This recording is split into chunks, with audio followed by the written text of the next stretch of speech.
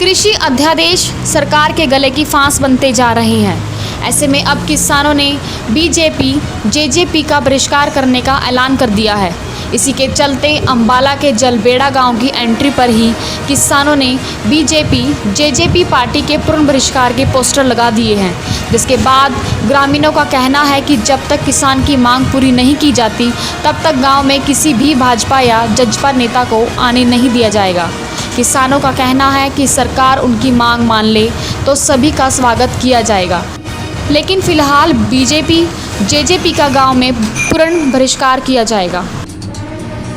तो यही कारण है, जैसे भाई साहब ने बताया, अभी किसान आजकल कर्जे के तले दबा हुआ है, तो ये ना फसल उठा रहे हैं। हमारी 25 तारीख की जो इन्होंने बात बोली है, अभी दुष्यंत चौटाला जी बोल रहे थे, वो भी अब तक खरीद शुरू नहीं हुई। पहली को भी पता नहीं भी 1 तारीख को ये हो जाएगी या नहीं हो जाएगी। तो गांव में आने का जो आपने क्वेश्चन पूछा है, उसका ये भी हमारी मांगे पूरी कर दें, जो भी आएगा स्वागत किया जाएगा। पहले तो हमारा जो एजेंडा है वही स्वामीनाथन रिपोर्ट है, ये वो लागू कर दें, कोई दिक्कत ही नहीं है।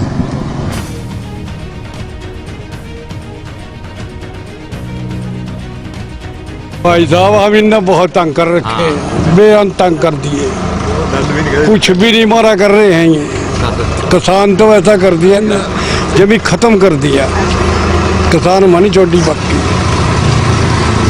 और ये इसका ये कारण, सबसे मुख्य कारण ये है कि सरकार ने 3 काले अध्यादेश लाए हैं किसानों के विरुद्ध, जिसके कारण से हम बीजेपी और जेजेपी का बहिष्कार कर रहे हैं। सभी गांवों में कर रहे हैं, पूरे हरियाणा लेवल पे कर रहे हैं, क्योंकि किसान पहले ही कुछ तो कुदरत की मार में दब रहा है और ऊपर से अब सरकार ने काले कानून किसान के ऊपर थोप दिए हैं। किसान की आय तो पहले ही कम है, ऊपर से सरकार कह रही है कि ऐसे चलो वैसे चलो। अब दुष्यंत चौटाला कह रहा था कि 25 तारीख को खरीद शुरू हो जाएगी, और किसान की फसल आज मंडी में, किसी की मंडी में पड़ी है, किसी के घर पे पड़ी है, फसल अब तक शुरू नहीं हुई खरीद।